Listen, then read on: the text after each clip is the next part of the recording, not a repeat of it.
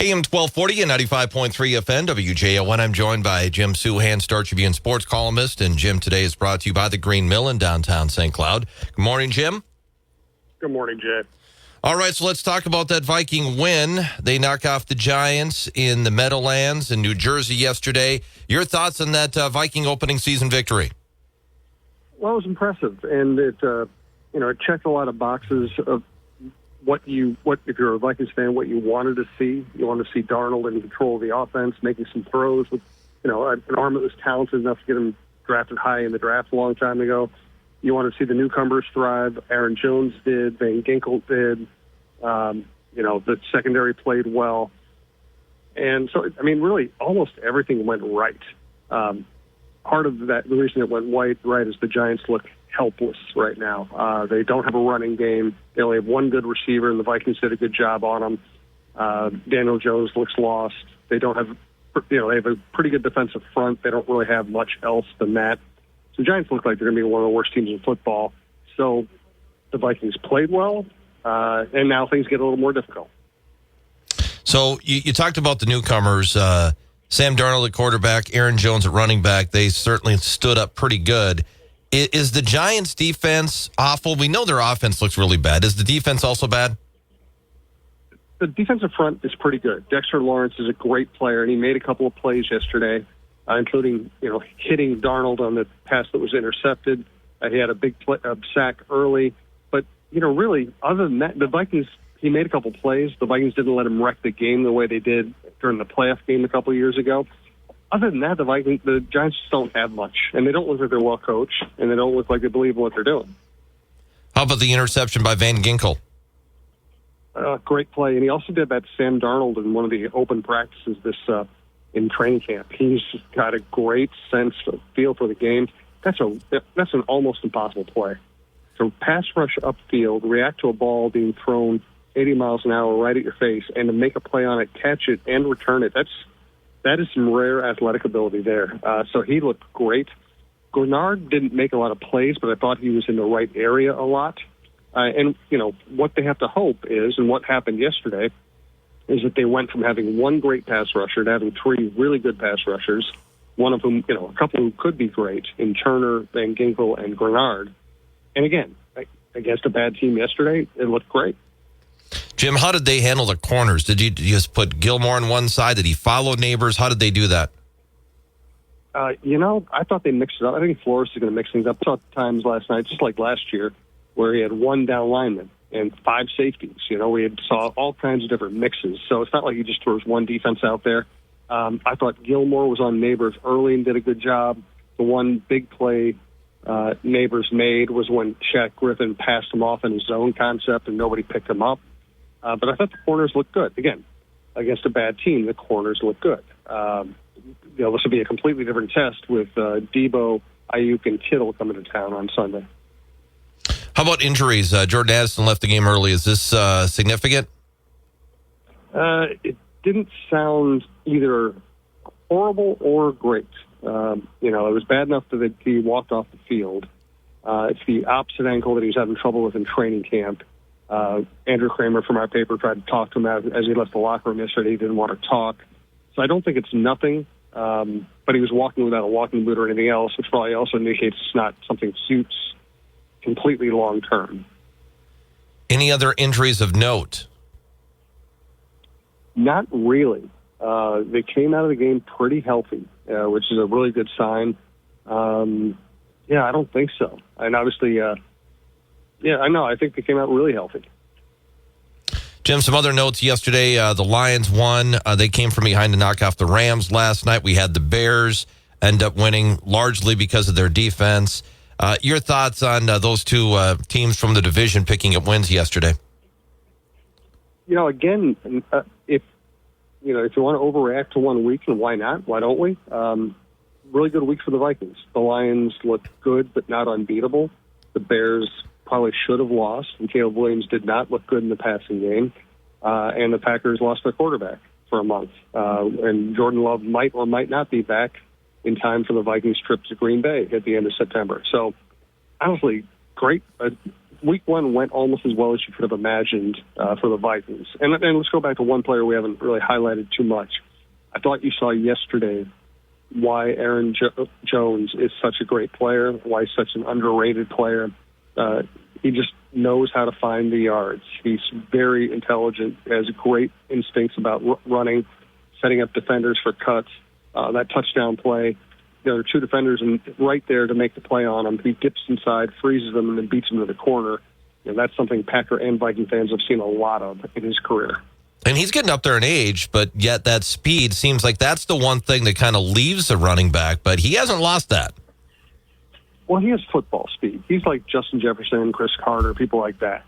He's not going to wow you with a 40 time, but his real game speed is much higher than his timed speed. In other words, he, just like Justin Jefferson, he didn't wow people at the combine. But the way he runs, he's always going past people. That's Aaron Jones. He's not going to beat you in a 50-yard dash, but the way he weaves, the way he can get to top speed quickly, maintain top speed through his cuts and breaks, the way he sets up blockers, it makes his effective speed much faster. I always tell people, Jerry Rice, maybe the greatest football player of all time, at a speed position, wasn't that fast, but nobody ever caught him. Jim, how about the situation with the Packers? You mentioned Jordan Love is going to miss about a month with his MCL injury. Are they looking into other options besides Malik Willis? I mean, NFL teams always look. Are you going to find somebody better who is a high draft choice, who is athletic and runs around and can make some plays? Maybe. I really think Malik Willis is the guy they plan for this eventuality. Now, they'll probably go try to find somebody else, bring him in. But, remember, there are probably the 96 best quarterbacks in the world are already signed to teams. So the guy you sign off the street, it's either an old guy who hasn't played in a while or somebody who couldn't make an NFL team. So it's not like there's a great option waiting out there. Jim, the Twins got swept over the weekend by the Royals. Thoughts on that? Oh, it was terrible. Terrible baseball. And what the interesting development here is Rocco Saturday night takes out Ober after 7 innings when Ober's cruising. Duran gets crushed, as Duran has gotten crushed in non-safe situations all year. And then Sunday they look lifeless, and then Rocco rips him. This is probably the first dangerous moment of his tenure since he got here in 2019. When your team's playing lousy, you rip on them, they're going to go one way or the other. Either they're going to respond or they're going to resent you. And, I know Twins fans love ripping on Rocco. I find him to be a highly intelligent, really good person who has done a good job managing teams with a lot of injuries and low payrolls. But he's got to have his team respond or there's a red flag. Well, and the good news for them is they play an Angels team that looks like they've checked out.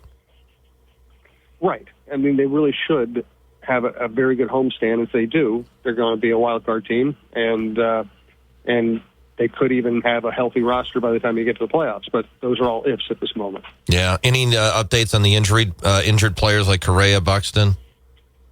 I mean, unfortunately, they're both touch and go day to day. Correa is just trying to, I think it might be another week or so for Correa. It's just day to day. Does the hip hurt or not? So it's really hard to update those situations because they kind of change every day.